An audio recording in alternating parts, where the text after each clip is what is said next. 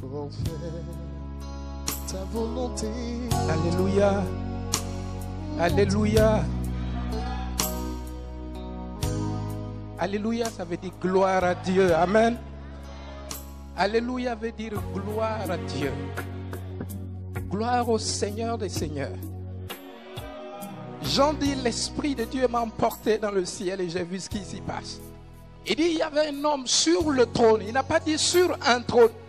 Il dit sur le trône. La Bible dit il était rayonnant de gloire. La Bible dit, autour de lui, il y avait les 24 vieillards. Et il y avait des myriades et des myriades d'anges, jour et nuit, qui dit gloire. Alléluia. Béni soit le Seigneur. Béni soit le lion de la tribu de Juda. Béni soit celui qui siège sur le trône pour notre salut. Béni soit celui qui est assis sur le trône afin que nous ayons la paix. Béni soit celui qui est sur le trône afin que nous ayons le pouvoir. Et il dit gloire à Dieu. Alléluia. Notre Seigneur est vivant. Oh,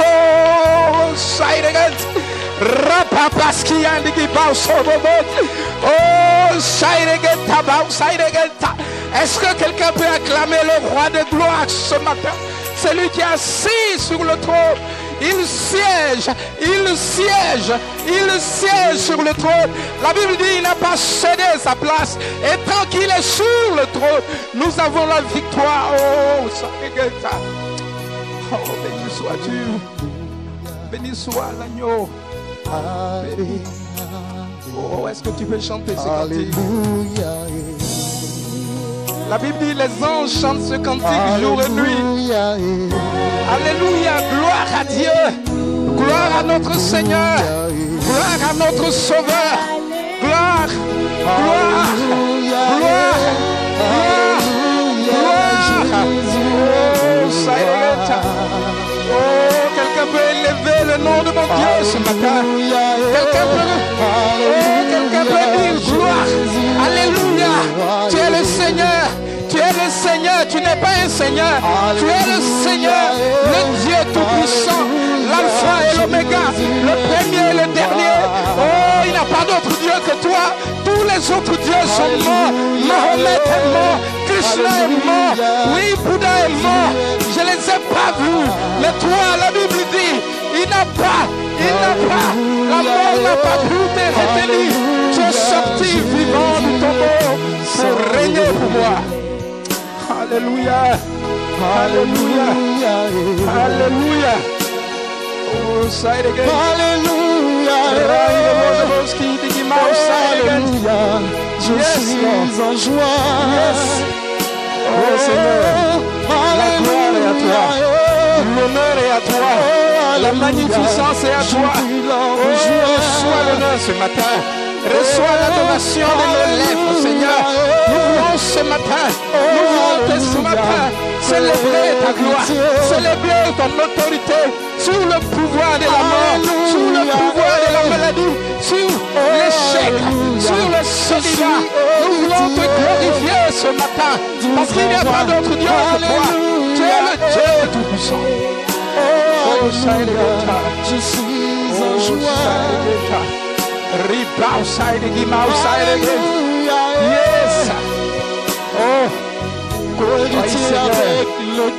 il n'y a pas d'autre Dieu que toi. Oh, il n'y a aucun Dieu qui soit comme toi.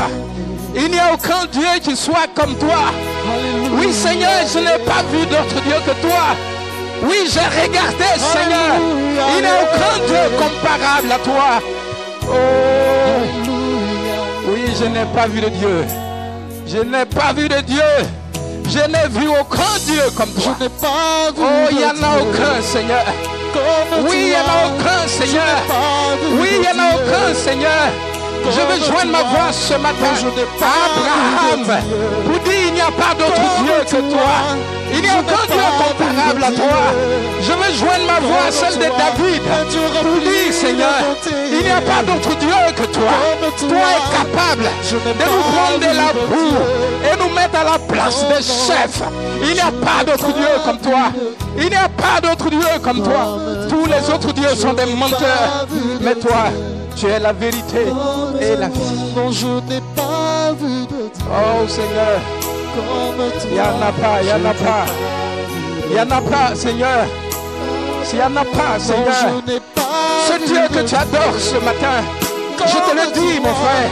Je te le dis, ma soeur. Il n'y a pas d'autre Dieu comme lui. C'est lui qui est capable de changer ta situation. Il est capable d'étonner le monde à cause de toi. Il est capable de mettre le ciel en mouvement pour toi. Il est capable de réunir le conseil du ciel pour toi. Il n'y a pas d'autre Dieu comme lui. Lui seul est capable de changer ta circonstance.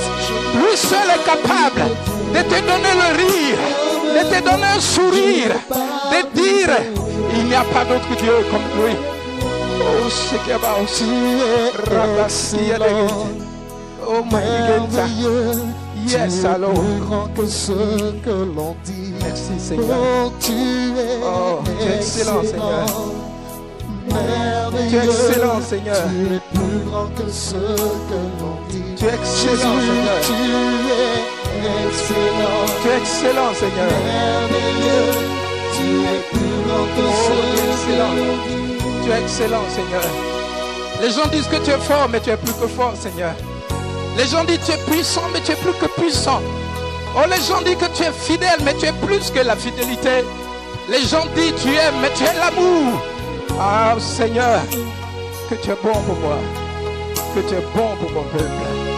Merci, Seigneur. Merci pour ta grâce, Seigneur. Merci pour ta grâce. Oh, reçois la gloire, Seigneur. Reçois l'honneur. Reçois la puissance. Reçois, Seigneur, l'autorité. Nous te louons ce matin.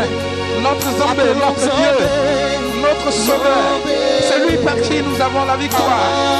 Honneur et gloire à ton nom, Seigneur, ce matin. Nous te dédions ce moment. Prends le contrôle de ce moment. Prends le contrôle de ce moment. Oui, reçois la gloire. Reçois l'honneur. Merci, Seigneur, pour ce temps, ce moment. Oh, je prie que ton esprit, Seigneur, prenne le contrôle de ce moment. Je vais te soumettre ton peuple ce matin. Oh, je prie, Père, que ta parole ce matin soit remplie de puissance, Seigneur, pour transpercer les cœurs, pour abattre l'incrédulité, pour détruire les œuvres des ténèbres.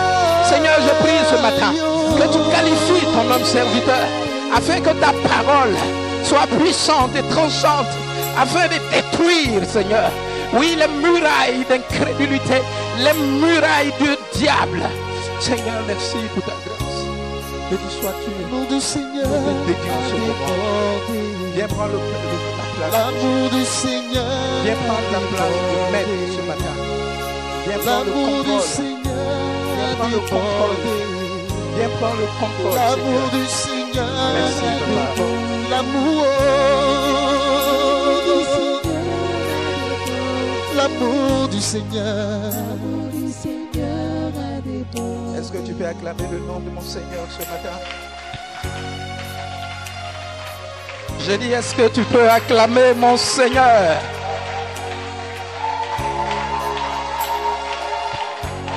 Je n'ai pas dit d'acclamer le président de la République. Je n'ai pas dit d'acclamer le pape. J'ai dit d'acclamer celui qui a fondé le ciel et la terre. Celui qui ordonne au vent. Celui qui ordonne aux mers.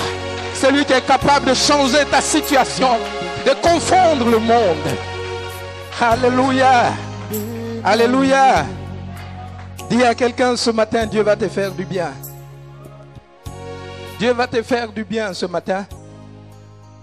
Alléluia. Dis-lui, assois-toi bien. Amen.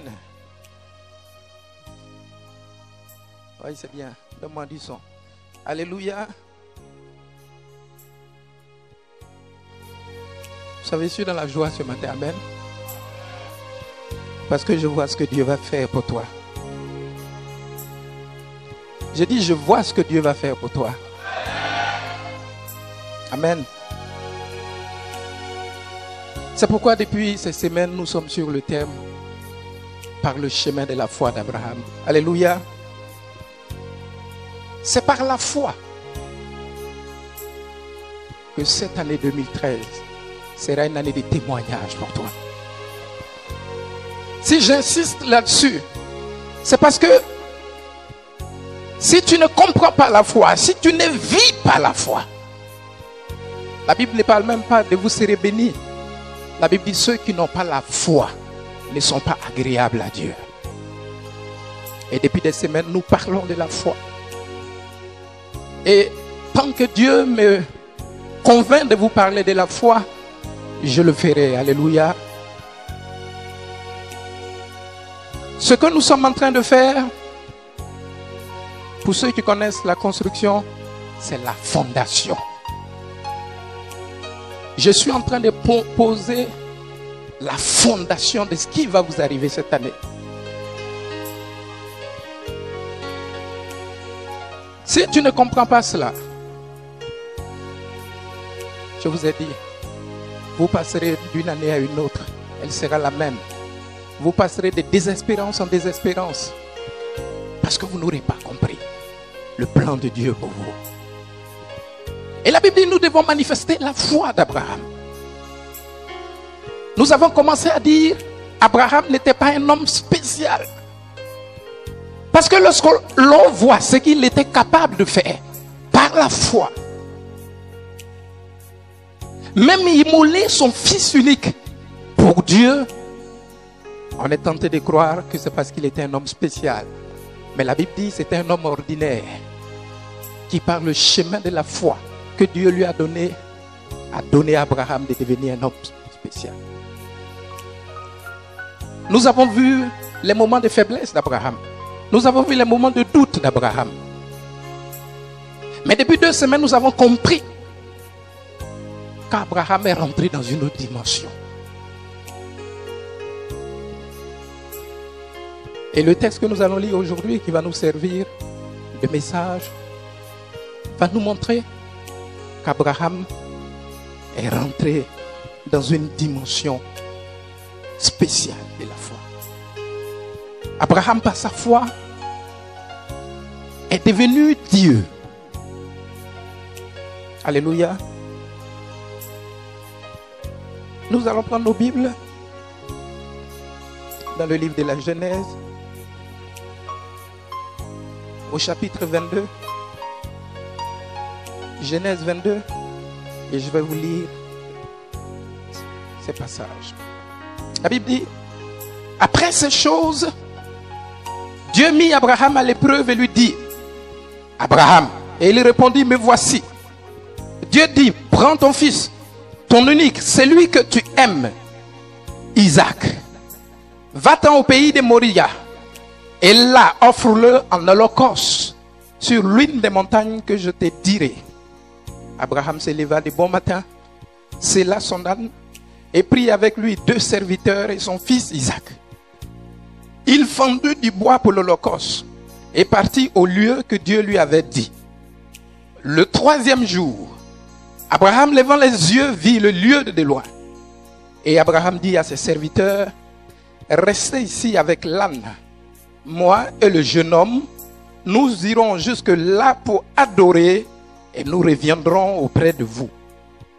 Abraham prit le bois pour l'holocauste, le chargea sur son fils Isaac et porta dans sa main le feu et le couteau. Et ils marchaient tous deux ensemble. Alors Isaac, parlant à Abraham, son père, dit, mon père. Et il répondit, me voici mon fils. Isaac reprit, voici le feu et le bois, mais où est l'agneau pour l'holocauste? Abraham répondit, mon fils, Dieu se pourvoira lui-même de l'agneau pour l'holocauste. Et ils marchaient tous deux ensemble. Lorsqu'il fut arrivé au lieu que Dieu lui avait dit, Abraham y éleva un autel et rangeant le bois, il lia son fils Isaac et le mit sur l'autel par-dessus le bois. Puis Abraham étendit la main et prit le couteau pour égorger son fils. Alors l'ange de l'Éternel l'appela des cieux et dit, Abraham, Abraham. Et il répondit, me voici. L'ange dit, n'avance pas ta main sur l'enfant et ne lui fais rien, car je sais maintenant que tu crains Dieu et que tu ne m'as pas refusé ton fils, ton unique.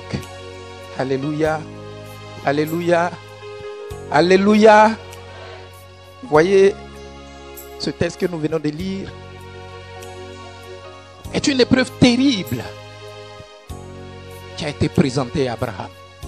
Alléluia. Dieu lui dit à Abraham, je veux que tu prennes Isaac et que tu ailles l'immoler à Morija sur une montagne que je te montrerai. Isaac, c'est le fils de la promesse. Alléluia. C'est le fils qu'Abraham a eu lorsqu'il avait 100 ans. C'est le fils que Sarah a eu lorsqu'elle avait 90 ans. Et la Bible dit à 90 ans, Sarah a allaité Isaac. Et Isaac était le fils de l'alliance. Dieu l'appelle ton fils unique, alors qu'il y avait Ismaël. Abraham devait avoir autour de 110 ans. Il est mort à 118 ans. Et Dieu lui dit, tu vas immoler Isaac. Cela devait être le coup de massue pour achever Abraham. Après des décennies de persévérance, de foi, d'obéissance. Voici qu'on lui demande d'immoler Isaac. Alléluia. Mais comme d'habitude, Abraham est obéissant. La Bible dit qu'il va faire les préparatifs de l'Holocauste. Il va informer personne, même pas la vieille Sarah. Il ne l'a pas informé. Il n'a pas informé Isaac de ce que Dieu lui a dit. La Bible dit qu'il a pris ses serviteurs. Il a pris un âne. Il dit, on va à Morija pour adorer Dieu. Est-ce que quelqu'un peut dire adorer Dieu?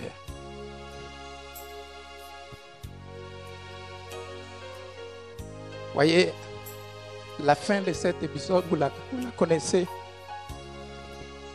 C'est une issue favorable. C'est une issue heureuse pour Abraham et pour Isaac. Alléluia. Parce que Abraham aimait profondément Isaac. Abraham avait vu en Isaac la manifestation de la fidélité de Dieu. C'est une étape difficile de sa vie. C'est une épreuve difficile. Mais cependant, la Bible ne nous mentionne nulle part où Abraham a eu du remords. Parce que la Bible dit qu'il a pris Isaac. Il a pris ses serviteurs. Et il a marché vers la montagne de Morija. Pas pendant 2 heures, pas pendant 1 jour. Pendant 3 jours. La Bible ne nous dit même pas que durant le chemin, Abraham aurait eu un quelconque remords. Abraham aurait eu une quelconque hésitation. La Bible dit, il dit, je m'en vais adorer Dieu. Et Isaac, qui avait à peu près 10 ans, qui se souciait de rien, était en train de sautiller auprès de son père. Je suis sûr qu'Abraham lui racontait des histoires tandis qu'il allait l'immoler. Le petit se souciait de rien. Les serviteurs se souciaient de rien. Sarah qui était à la maison ne se souciait de rien. Pourtant Abraham allait immoler Isaac pour Dieu. Pour obéir à l'ordre de Dieu.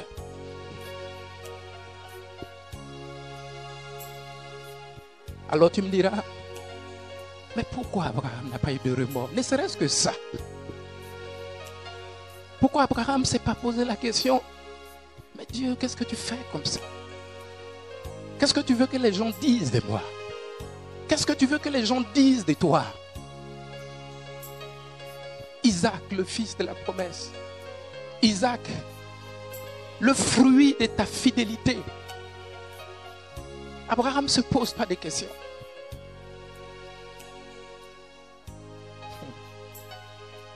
Vous savez, Abraham, la Bible dit qu'il a gardé toutes ces choses dans son cœur, secrètement. Il a informé personne de ce que Dieu lui avait demandé. Amen.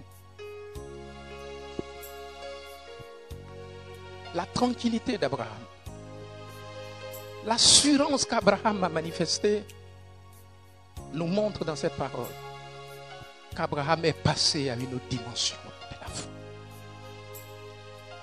Abraham est passé à une autre dimension de la foi où il devient Dieu.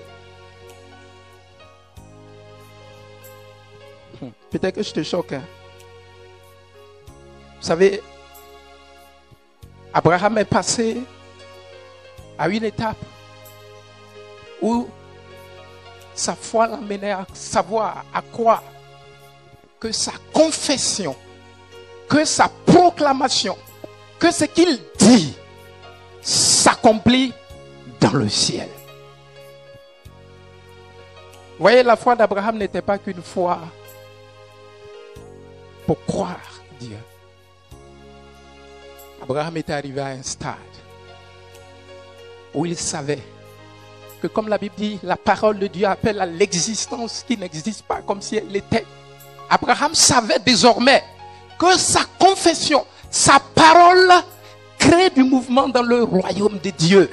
Et que le conseil de Dieu pouvait se mettre en mouvement à sa parole.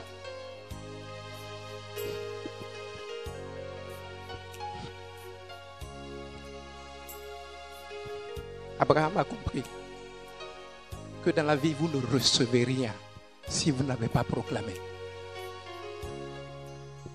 Et regardez ce qu'il va faire. Et ça va vous expliquer la foi d'Abraham. Au verset 5 du chapitre 22 de la Genèse, la Bible dit ceci. Et Abraham dit à ses serviteurs, restez ici avec l'âne. Moi et le jeune homme, nous irons jusque là pour adorer. Et nous,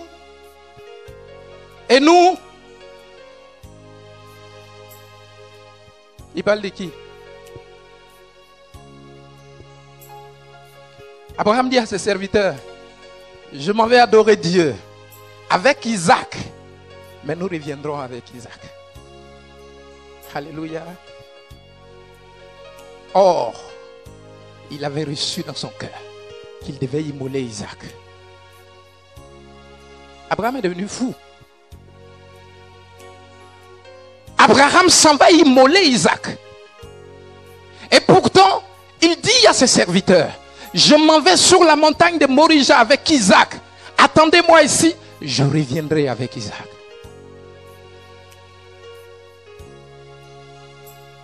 Amen. Au verset 7. Alors Isaac parlant à Abraham, son père, dit, mon père, il répondit, me voici mon fils. Isaac reprit, voici le feu et le bois, mais où est l'agneau pour l'holocauste? Abraham répondit, mon fils, Dieu se pourvoira lui-même de l'agneau. Alléluia. Isaac dit, le vieux, habituellement, lorsque tu vas adorer Dieu, il y a un agneau. Je vois tous les ustensiles, sauf l'agneau. Où est l'agneau? Il dit, mon fils, Dieu lui-même va trouver son agneau.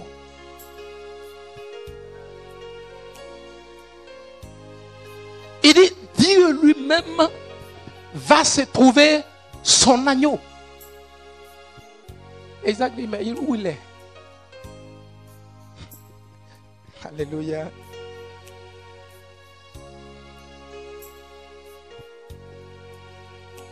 Isaac dit, je comprends ni rien à la fin.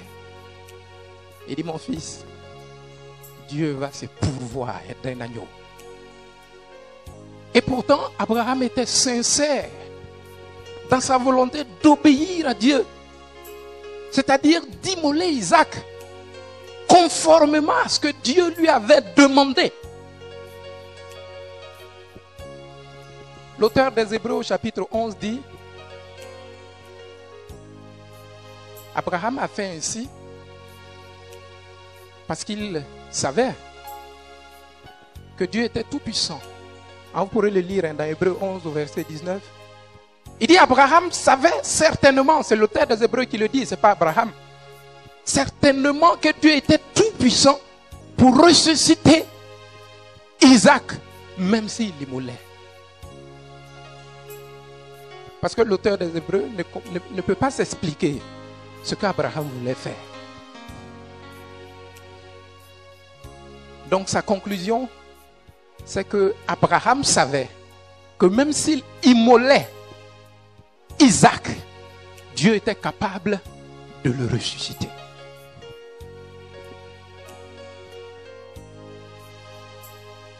Mais qu'est-ce que la Bible dit au sujet de cette assurance d'Abraham qui semble même être une insouciance? Prenons Genèse 17. Et nous allons voir pourquoi Abraham a cette sérénité. L'auteur des Hébreux a dit pour lui, mais qu'est-ce que la Bible dit d'Abraham? Au verset 15 de Genèse 17, Dieu dit à Abraham, tu ne donneras plus à Sarai, la femme, ta femme, le nom de Sarai, mais son nom sera désormais princesse. Ça dit Sarah. Alléluia. Il dit, je la bénirai et je te donnerai d'elle un fils. Il n'a pas dit une fille. Je la bénirai, elle deviendra des nations. Des rois, des peuples sortiront d'elle.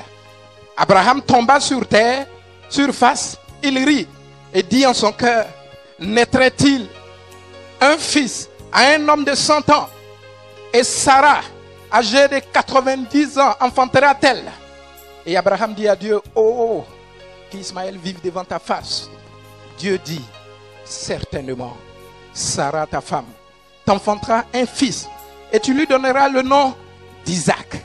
Ça veut dire rire. Rire, ça dit parce qu'ils ont ri. Abraham, on lui dit à 100 ans, tu auras un enfant. Dieu, tu aimes ça. Alléluia. Il dit à Sarah, 90, tu auras un enfant. La Bible dit, elle s'est cachée pour rire. Parce que tous les médecins du monde ont dit, ça ne s'est jamais produit. Une femme de 90 ans ne peut pas faire d'enfant. Tous les spécialistes ont dit, c'est pas possible. Elle n'a plus d'hormones. Elle n'a pas d'utérus. C'est pas faisable.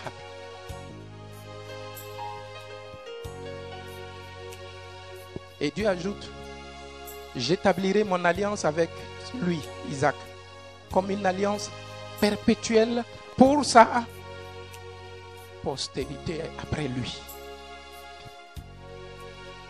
Quand Dieu se révèle à Abraham, il ne dit pas je vais te faire un garçon. Il dit je vais te faire un fils.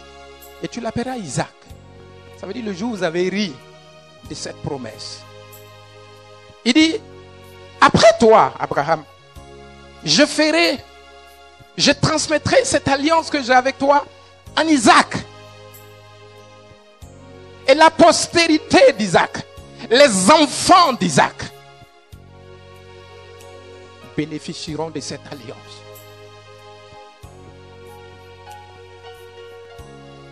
Il dit par Isaac, je continuerai l'alliance avec toi.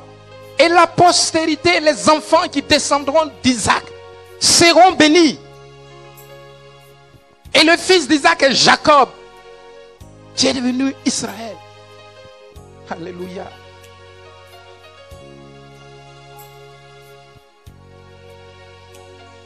Et la question qu'Abraham se posait quand il partait immoler son fils, quand il partait adorer Dieu, l'assurance qu'il avait, la quiétude qu'il avait, était parce qu'il savait que Dieu ne pouvait pas mentir. Il avait foi en ce que Dieu avait dit. Il savait que Dieu ne se répand pas de ses promesses. Il a vu comme Dieu a manifesté sa bonté envers lui. Cette promesse faite à Isaac, Abraham la savait certaine. Alléluia. Et au cours du chemin, Abraham se pose la question, il pose la question à Dieu.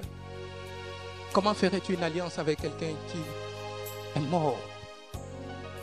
Comment ferais-tu alliance avec un cadavre? Si Isaac meurt, de quelle alliance tu parles? Mais tu n'as jamais menti et tu ne mentiras pas. Est-ce que je parle à quelqu'un ce matin? Désormais, Abraham sait que les promesses de Dieu sont oui et amen. Vous savez ce qu'il a dit? Il va le faire. Abraham était certain de cela. Et c'est ce qui a amené Abraham à croire que les Anglais disent anyway. Ce qu'il a dit s'accomplira. Comment? Il n'en sait rien. De la même façon qu'il a reçu la grâce de donner un enfant à 100 ans. De la même façon que Sarah a allaité un enfant à 90 ans. Dieu savait que la promesse de l'alliance avec la postérité d'Isaac est réelle et vraie pour toujours.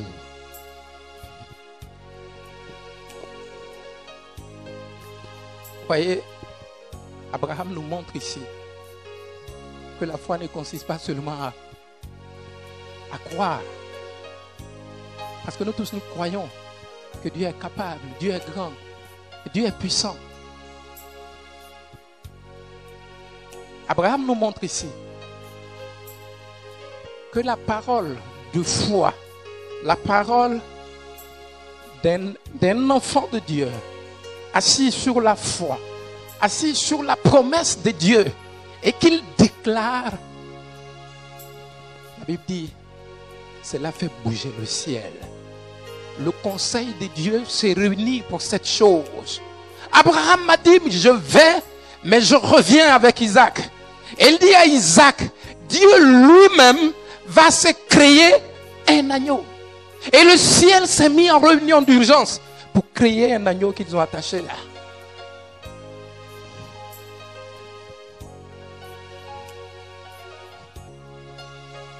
Alléluia. Vous ne recevrez jamais ce que vous n'êtes pas capable de proclamer, de dire, de déclarer.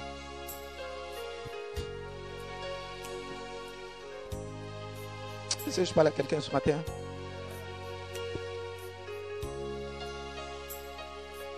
Vous voyez,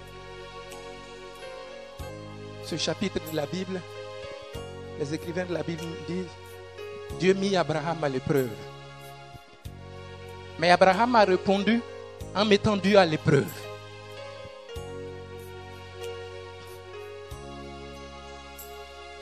On dit qu'il a mis Abraham à l'épreuve dans sa capacité d'obéir jusqu'au bout. Il a mis Abraham à l'épreuve de sacrifier le fils qu'il aimait. Abraham a pris au défi Dieu de se tromper sur sa promesse, de se tromper sur l'accomplissement de sa promesse, de se tromper sur la vérité de sa parole. Si ta parole est vraie, tu ne peux pas faire ça. Mais comment? Je n'en sais rien. Tu m'as dit de l'immoler, je vais l'immoler. Quelle est ta foi? Qu'est-ce que tu proclames? Il ne suffit pas de croire que Dieu peut donner un mari. Est-ce que tu es capable de proclamer ton mari?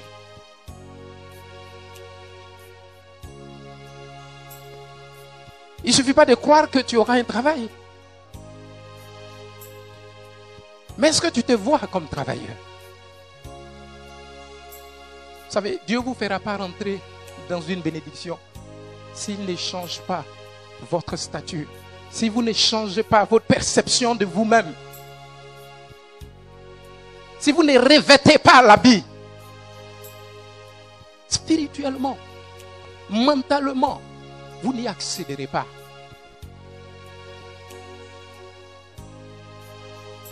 Avant de faire ce que Dieu a fait dans la vie d'Abraham et Sarah, il a changé leur nom. Alléluia. Il s'appelait Abraham. Ça veut dire père exalté, mais chez les Chaldéens, ça veut dire le père de famille. Et avant même que Dieu lui fasse la promesse de lui donner une postérité comme les étoiles du ciel, il dit désormais tu t'appelleras Abraham. Ça dit père des nations nombreuses. Il dit Sarai, elle s'appela désormais princesse. Vous voyez, un matin, Abraham sort à Canaan. Et puis il dit, je ne m'appelle plus Abraham, je m'appelle le père de beaucoup d'enfants. On dit, il est devenu fou. Le manque d'enfants le traumatise. Il dit, je m'appelle le père d'une nation nombreuse. Il dit même pas de quelques enfants, d'une nation. De moi sortira une nation. À 99 ans. Les gens disent, le vieux a perdu la tête. Et il dit, voyez ma femme. Elle s'appelle princesse. Et même dans la vieillesse, il marchait avec grâce. Dans la tête d'Abraham, il se considérait, il se regardait comme le père d'une nation. Alors qu'il n'avait même pas un seul fils. Et Sarah, que les gens regardaient avec mépris, elle marchait comme une princesse. Je ne sais pas comment elle fait avec sa canne. Elle dit, Dieu dit, je suis une princesse. Et Abraham dit, on dit, je suis le père d'une nation nombreuse. Et certainement, on se moquait d'eux. Mais si Abraham ne s'était pas revêtu de cette nature, il n'aurait pas reçu une nation nombreuse. Et vous savez, nous sommes les enfants d'Abraham. Nous sommes la postérité d'Abraham. Est-ce que je parle à quelqu'un ce matin?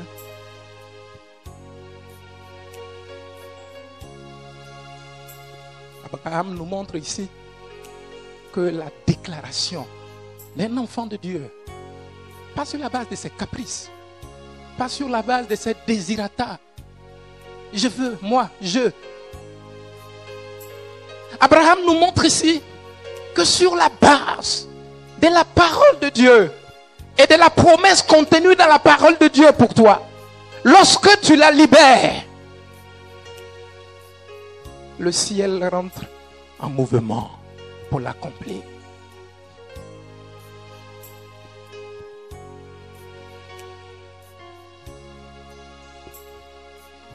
Vous voyez, lorsque le peuple d'Israël sortait d'Égypte, lorsqu'on les pourchassait, la Bible dit, il arrivait à un moment, il y avait la mer Rouge. Et ils se sont arrêtés. Pour lire après dans Exode 13 au verset 14. Sois bénie, ma fille. Regardez ça. C'est comme si des voleurs te poursuivent. Tu cours, pensant trouver un chemin là-bas, et tu arrives, tu trouves une clôture de 6 mètres. Israël trouva la mer Rouge. Ce n'est pas une lagune, ce n'est pas un fleuve, c'est une mer. Théoriquement, ça doit mentir sur eux. Et le peuple a dit, toi Moïse, on t'avait dit, on était esclaves mais on mangeait. On mangeait des concombres. On nous chicotait mais on était vivants. Et toi, tu viens nous perdre. Derrière nous, l'armée d'Égypte. Ici, la mer. Qui peut nager 12 km dans une mer?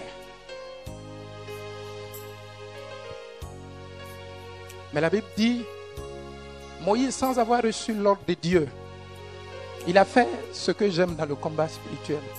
Vous savez, quelquefois, vous courez sous la menace. On dit on va le tuer, on dit on va le limoger, on dit, et puis tu jeûnes, tu pries, tu appelles le pasteur.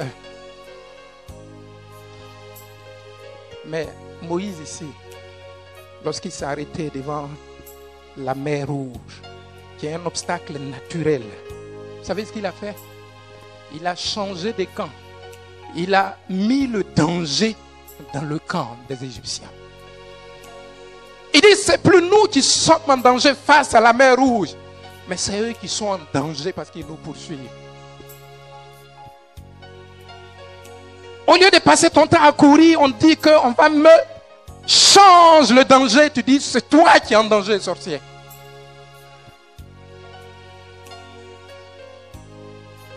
Lorsque le mur t'empêche d'avancer, tu retournes et tu dis, toi qui me poursuis, j'ai reçu le pouvoir de détruire tes œuvres. Ce n'est plus moi qui suis en danger, c'est toi. Parce que tu as osé m'attaquer. Moïse dit au peuple, est-ce que vous les voyez? Le peuple dit, mais quelle question? 300 000 personnes qui nous poursuivent, tu demandes si on les voit. Il dit, regardez-les bien. C'est la dernière fois que vous les verrez. Alléluia. Il dit, regardez nos ennemis. Regardez l'armée de Pharaon. Ils sont 300 000. Il dit, regardez-les. Vous ne les verrez plus jamais. Le gars dit, si tu es devenu fou, si tu as perdu la tête, le vieux, dis, on va se mettre à genoux pour leur dire de nous prendre pour retourner en Égypte comme esclaves. Qu'est-ce que tu vois ici? Mais Moïse a proclamé cette parole sur la base de ce que Dieu lui a dit. Dieu lui a dit, Moïse, quand tu prendras le peuple d'Égypte, le peuple d'Israël de l'Égypte, tu les amèneras vers la terre promise. Moi, l'Éternel, je t'ai dit cela. Moïse était certain d'une chose. Il prendrait le peuple de Dieu et l'amènera à la terre promise. Et la mer Rouge n'est rien devant lui. Cette parole de foi qu'il a amené à dire au peuple, Dieu ne faillira pas. Il a dit qu'il va nous amener à Canaan. Elle s'accomplira, sa parole. La Bible dit le ciel, le conseil du ciel s'est mis en réunion et a coupé la mer en deux. La main de Dieu a frappé la mer. Et la Bible dit la mer a reculé. Et la terre était. Ils ont marché, ils sont partis. Sur la parole de Moïse. Alléluia. C'est pourquoi, si tu veux que 2013 soit une année favorable pour toi, requalifie ta personne. Change ton nom. Pas ton nom de famille, pas ton prénom. Change ton nom. Change ton nom. Abraham ne pouvait pas être le père d'une multitude s'il n'était pas devenu Abraham. Sarah ne serait pas celle qui est louée sur Canaan, celle qui est louée à ce jour sur Israël, si elle n'avait pas accepté qu'elle était la princesse de l'Éternel. Alléluia.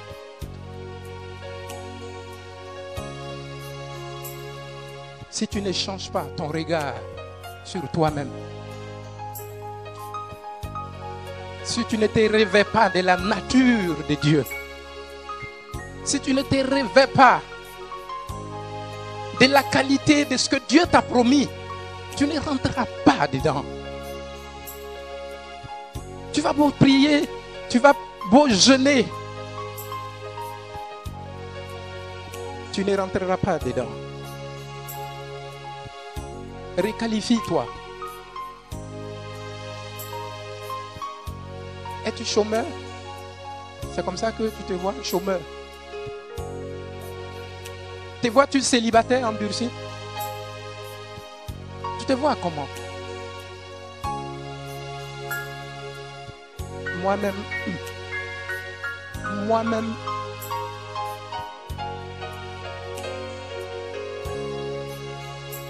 même si malgré que tu n'as pas de travail, tu penses que celui qui donne le travail est vivant et il est assis sur son trône et qui t'a promis dans la parole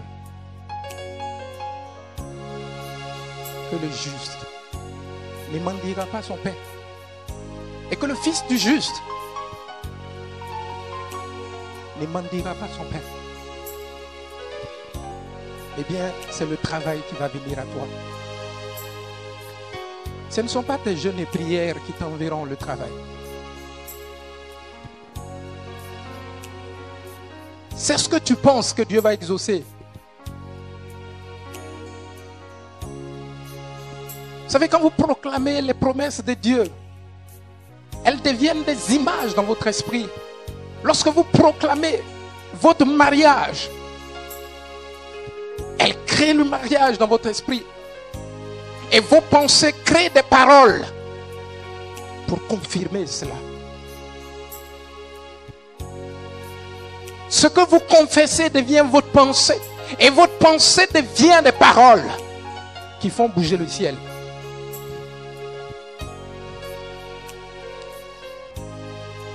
Change ton regard sur les choses. Change ton discours. Ne fais pas attention à ce que l'on dit. Ne fais pas attention à ce que l'on entend. Fais pas attention à ce que tu vois. Lorsque vous voyez quelque chose, ce n'est pas de la foi. La Bible dit la foi est une ferme assurance des choses qu'on espère. Une démonstration de celles qu'on ne voit pas. Si tu me dis, pasteur, je crois que tu vas avoir une voiture. Ce n'est pas la foi parce que j'ai une voiture. Alléluia. Mais si ce matin je vous dis, je vois les anges de Dieu dans cette salle. Vous voyez, je vois les anges de Dieu pour accomplir ce que je suis en train de dire ce matin. Et toi, tu vas me dire, tu les as vus où? Tu as déjà vu un ange voler? Tu l'as déjà vu avec ses ailes? Comment sais-tu que les anges sont en train de travailler sur la vie des gens ici?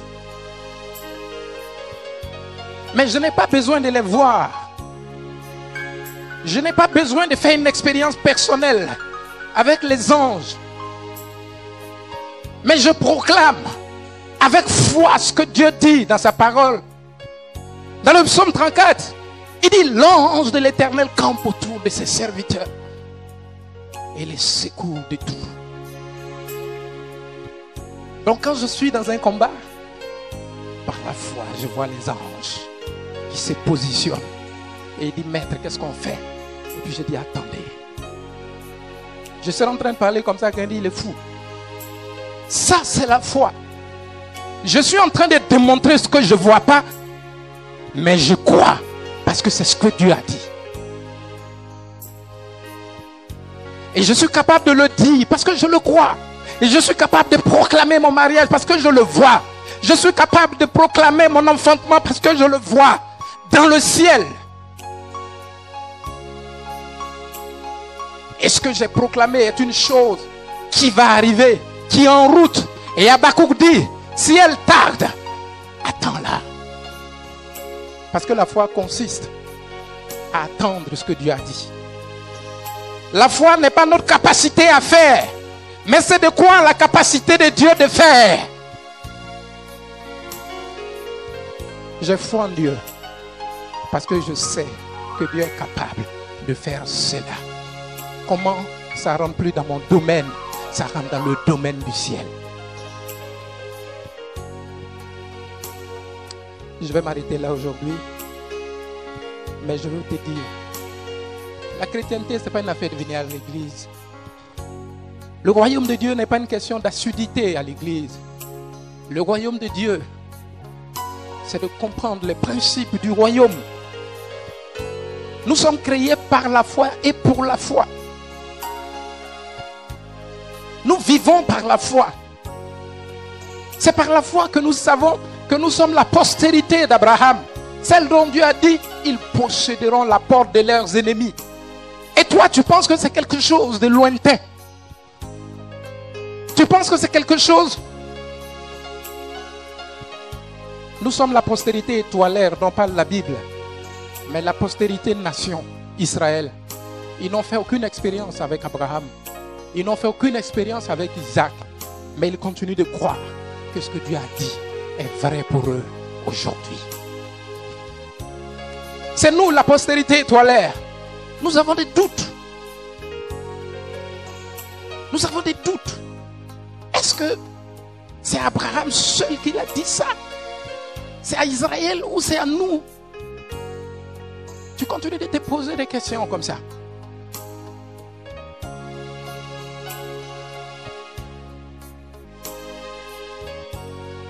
Et même quand tu fais des proclamations, tu ne crois pas dans ton cœur. C'est pourquoi Christ disait, si tu déclares ceci et que tu ne doutes point dans ton cœur, tu verras cette chose s'accomplir.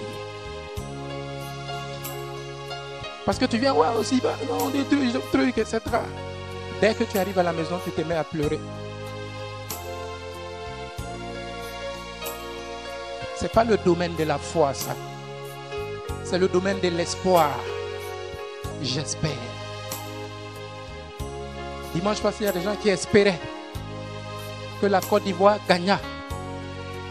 Mais la Côte d'Ivoire perdit.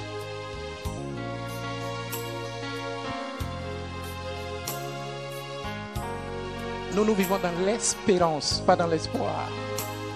Nous vivons dans une ferme assurance que notre espérance ne sera pas déçue.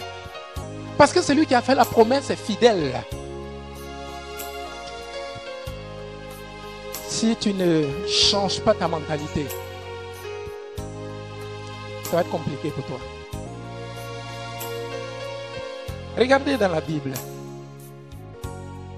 Dieu ne travaille pas avec les hommes qui n'ont pas la foi. Vous savez, la Bible dit, Dieu, il est l'auteur et le consommateur de notre foi. C'est pourquoi vous verrez dans la Bible, tous ceux qui sont amis de Dieu, Dieu les a éprouvés pour voir jusqu'où ils sont capables d'aller. La vie d'Abraham n'a pas été facile. La vie d'Isaac n'a pas été facile. Celle de Jacob non plus. Nous aurons le temps de revenir sur toutes ces choses. Mais tous ces hommes ont déclaré que ce que Dieu leur a dit, ce qu'il leur a promis, il le fera. Parce que Dieu n'acceptera pas d'être qualifié de menteur.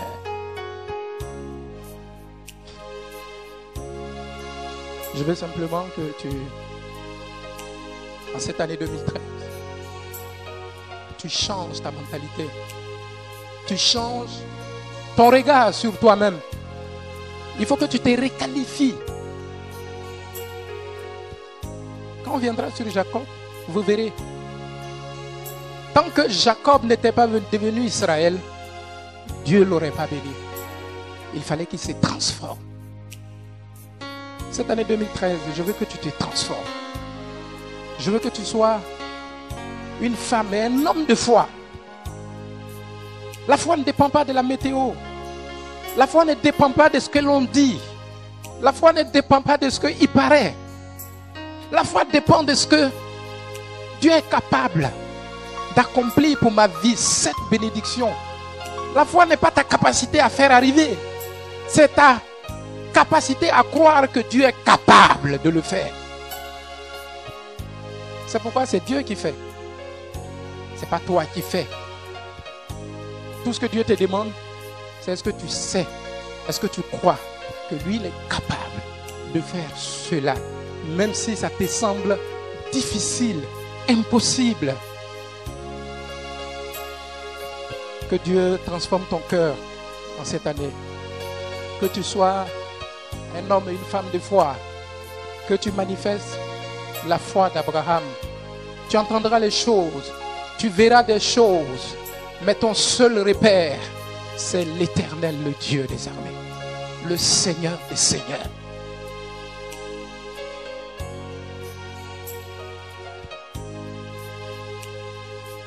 Déclare que ce sont tes ennemis qui sont en danger.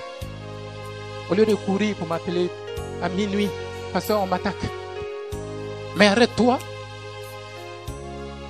Échange le danger des camps. Vous savez, j'ai ce témoignage authentique d'un frère qui est dans une entreprise. Il ne sait pas ce qu'il a fait à son chef de service. Mais le gars voulait le faire envoyer. Au point que c'est moins de retard. Ce que les autres auraient pu faire et qui ne diraient rien. Il sentait qu'il voulait. Il est venu expliquer à son pasteur. Son pasteur. Parce qu'en même temps, il jeûne, il prie, il fait ceci, il fait cela. Pour ne pas qu'on le renvoie. Et son pasteur lui dit, change le danger des camps. Attaque-le. Ne le fuis plus, attaque-le.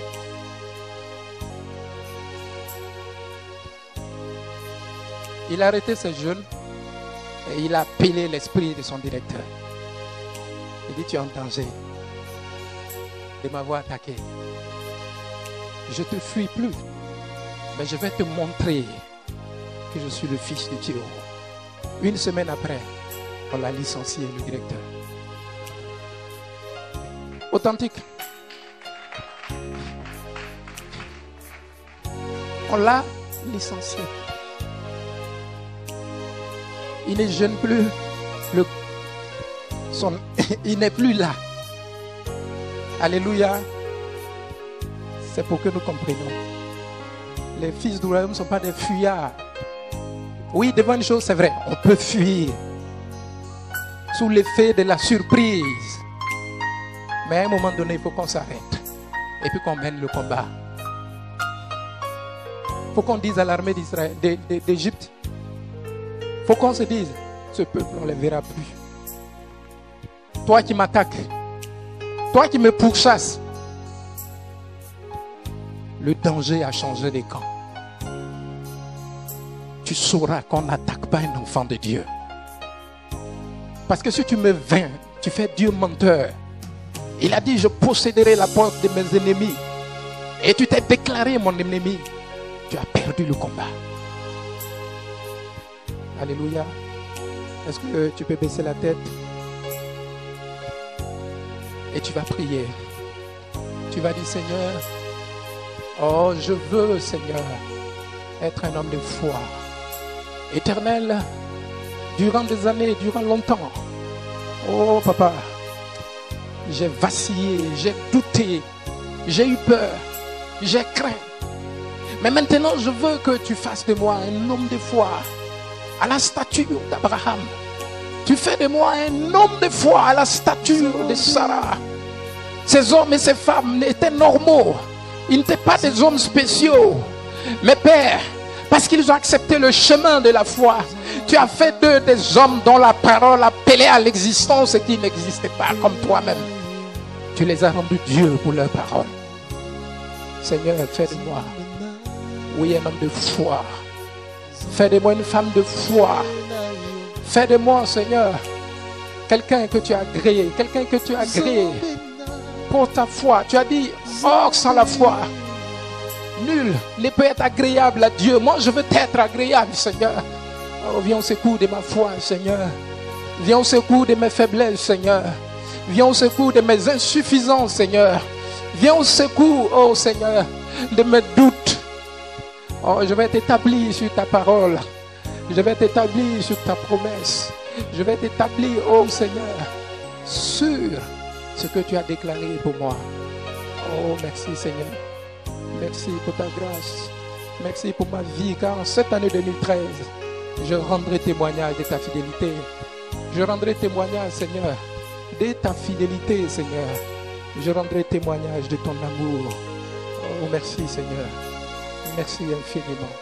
Continue de prier ce matin. Continue de prier pour que Dieu fortifie ta foi afin que tu ne vacilles pas.